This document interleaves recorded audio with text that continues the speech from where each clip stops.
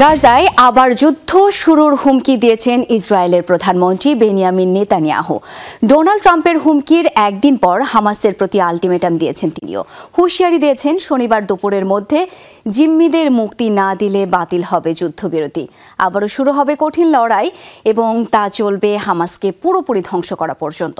এর মধ্যে গাজা উপত্যকা ঘিরে সেনা মোতায়েনের নির্দেশ দিয়েছেন নেতানিয়াহু।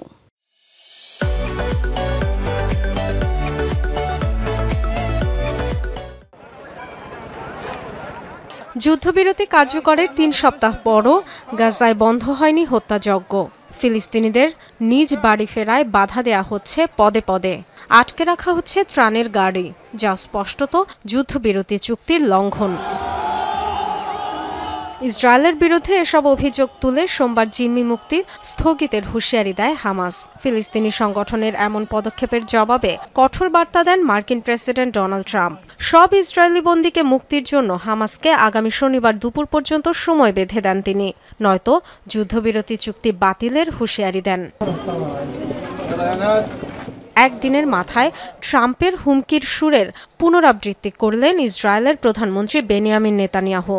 মঙ্গলবার দেশটির নিরাপত্তা বিষয়ক মন্ত্রিসভার ৪ ঘণ্টাব্যাপী বৈঠক শেষে ভিডিও বার্তা দেন নেতানিয়াহু। হুঁশিয়ারি দেন, শনিবারের মধ্যে জিম্মিরা মুক্তি না পেলে গাজায় আবারও শুরু হবে পূর্ণাঙ্গ হামলা। এরই মধ্যে উপত্যকা ঘিরে সেনা মোতায়েন সহ নেওয়া হচ্ছে যুদ্ধের প্রস্তুতি। সেনাদের ছুটি বাতিল, এমনকি রিজার্ভ সেনাদেরও প্রস্তুত থাকতে বলা হয়েছে।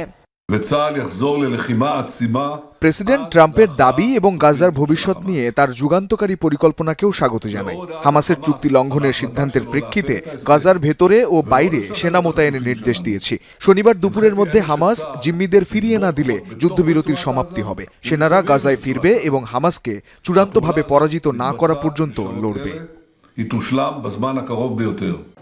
ইসরায়েলি আগ্রাসনে গাজায় হাজার হাজার মৃত্যু আর ধ্বংসযজ্ঞের পর গত ১৯ জানুয়ারি কার্যকর হয় যুদ্ধবিরতি। যে কোনো মূল্যে চুক্তি টিকিয়ে রাখতে চেষ্টা করে যাচ্ছে মধ্যস্থতাকারীরা, মরিয়া জিম্মিদের পরিবারগুলো। বেনিয়ামিন নেতানিয়াহুকে চাপ প্রয়োগে ক্রমাগত রাজপথে বিক্ষোভ করে যাচ্ছে ইসরায়েলিরা। ডরথি দস্ট্রিন, যমুনা নিউজ।